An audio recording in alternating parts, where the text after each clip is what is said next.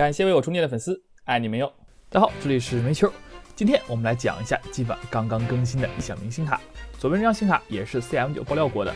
之前那个小轮眼出了一点小问题它不是包含异响明怪兽，是包含异响明链接怪兽的怪兽2只。虽然后来更正了，但在这边再强调一下。然后这张卡就是今天异响明刚刚预告的新卡——创神之异响明永续陷阱。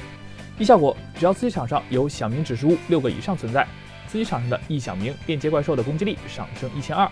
二效果，对方把怪兽特殊召唤的场合才能发动，进行一只异响明链接怪兽的链接召唤。三效果，这张卡从手卡场上被送去墓地的场合才能发动，给可以放置响明指示物的自己0败区域一张卡，直到变为3个为止放置响明指示物。我可以把之前这个3000攻全靠容易解那句话吞回去了。4200那就是另一个级别了，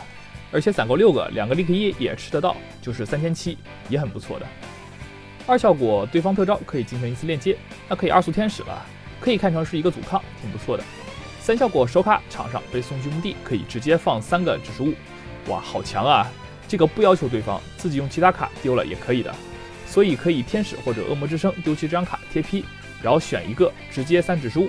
感觉大大加快了这个3指示物效率